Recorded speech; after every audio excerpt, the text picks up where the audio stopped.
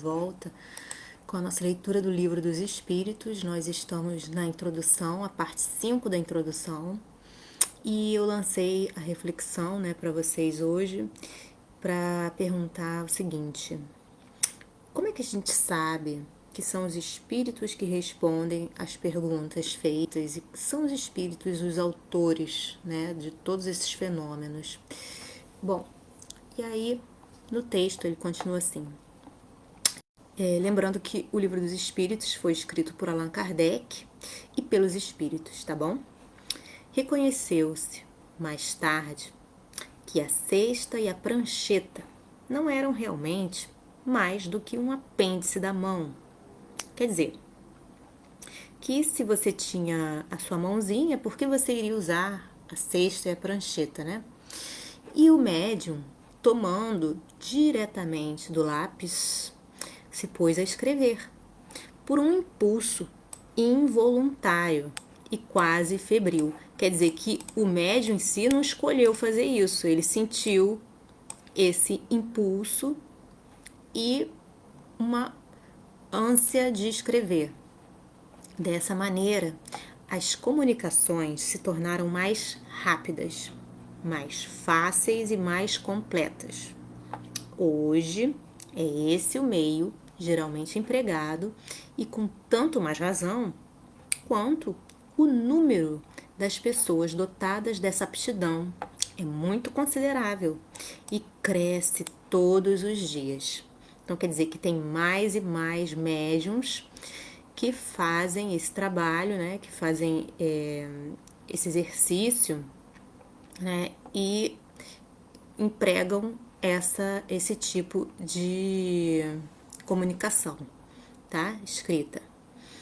Finalmente, a experiência deu a conhecer muitas outras variedades da faculdade mediadora ou da faculdade mediúnica, vindo-se a saber que as comunicações podiam igualmente ser transmitidas pela palavra, pela audição, pela visão, pelo tato e daí por diante.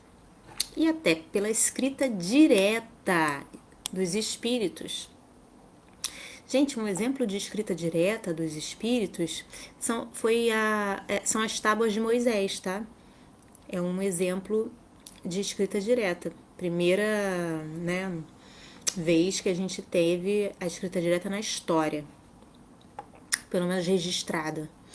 Isto é, a escrita direta significa que é sem o concurso da mão do médium nem do lápis, tá?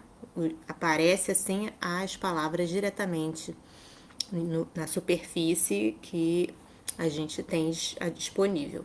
No caso de Moisés foram tábuas de pedra, né? Bom, obtido o fato, restava comprovar um ponto essencial: o papel do médium. Para que a gente precisa do médium, né? Nas respostas e a parte que mecânica e moralmente pode ter nelas, né? Para que o médium serve? Duas circunstâncias capitais, importantíssimas, que não escapariam ao observador atento, tornam possível resolver-se a questão. Então, existem duas circunstâncias. A primeira, que a gente entende, consiste no modo, porque a cesta se move sob a influência do médium, apenas impondo os dedos sobre os bordos. O exame do fato demonstra a impossibilidade de o médium imprimir uma direção qualquer ao movimento daquele objeto, tá? Não é possível que o médium faça de propósito. Essa impossibilidade se patenteia por quê? Por que não é possível fazer isso? Sobretudo quando 2 ou 3 pessoas colocam juntamente as mãos sobre a cesta. Fora preciso entre elas uma concordância verdadeiramente fenomenal de movimentos. Fora preciso demais a concordância dos pensamentos. Então a gente tem, para poder fraudar isso, para poder fazer um experimento falso, o que deveria concordar? Concordar os movimentos, serem sincrônicos e os pensamentos sincrônicos também, né? Ao mesmo tempo pensar na mesma coisa e escrever a mesma coisa, para que pudessem estar de acordo quanto à resposta a dar à questão formulada. Então você faz uma pergunta, tem 3 pessoas segurando a cesta, uma delas é médium, e as 3, para fraudar, para fazer a resposta mentirosa, elas têm que estar ao mesmo tempo pensando na mesma resposta e ao mesmo tempo escrevendo, fazendo os movimentos iguais, né? Então isso é impossível. Outro fato, não menos singular, ainda vem aumentar a dificuldade. Qual é o outro? É a mudança radical da caligrafia. Então a escrita é completamente diferente, conforme o espírito que se manifesta. Então, se for um espírito, vai ser uma caligrafia. Se for outro, vai ser outra caligrafia, completamente diferente das pessoas que estão ali. Reproduzindo-se, né, a de um determinado espírito todas as vezes que ele volta a escrever. Fora necessário, pois, que o médium se houvesse exercitado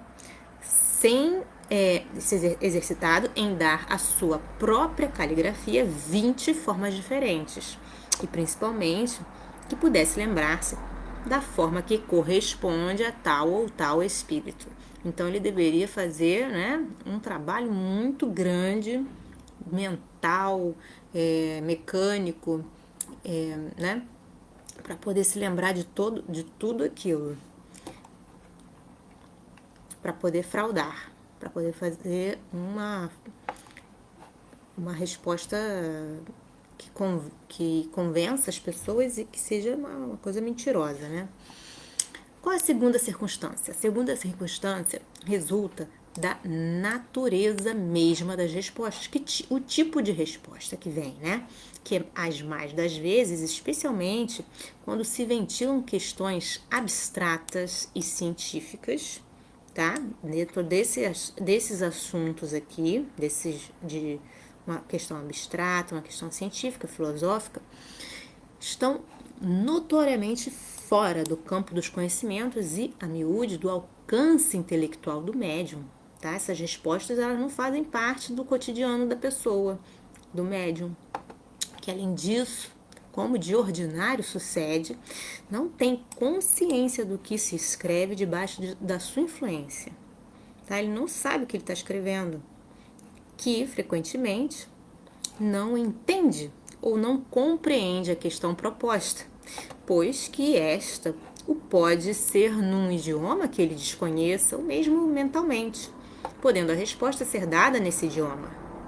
Enfim, acontece muito escrever a cesta espontaneamente, sem que se haja feito pergunta alguma, quer dizer que a cesta começa a escrever sozinha, sobre um assunto qualquer, inteiramente inesperado. Em certos casos, as respostas revelam tal cunho de sabedoria, de profundeza e de oportunidade. Exprimem pensamentos tão elevados, tão sublimes, que não podem emanar senão de uma inteligência superior, impregnada da mais pura moralidade. Outras vezes, as respostas são tão levianas, tão frívolas, tão triviais, que a razão recusa admitir, derivem da mesma fonte. Tal diversidade de linguagem não se pode explicar senão pela diversidade das inteligências ou dos espíritos, por assim dizer, que se manifestam. E essas inteligências estão na humanidade ou fora da humanidade? Este é o ponto a esclarecer-se e cuja explicação se encontrará completa nesta obra, como a deram os próprios espíritos. Eis, pois, efeitos patentes que se produzem fora do círculo habitual das nossas observações, que não ocorrem misteriosamente, mas ao contrário, a luz meridiana que toda a gente pode ver e comprovar, que não constituem privilégio de um único indivíduo, e que milhares de pessoas repetem todos os dias. Quer dizer que se alguém falar, eu posso tudo, eu sei tudo, é mentira, gente. Nós podemos fazer essas experiências, tá bem?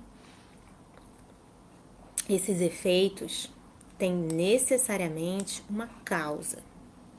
E do momento que denotam a ação de uma inteligência e de uma vontade, saem do domínio puramente físico, tá? Muitas teorias foram engendradas a este respeito. Examiná-la-emos dentro em pouco e veremos se são capazes de oferecer a explicação de todos os fatos que se observam. Admitamos, enquanto não chegamos até lá, a existência de seres distintos dos humanos, pois que esta é a explicação ministrada pelas inteligências que se manifestam, e vejamos o que eles nos dizem. Gente, ficamos por aqui por hoje. Espero que vocês estejam gostando dessa leitura tanto quanto eu. Um beijo grande a todos e até a próxima.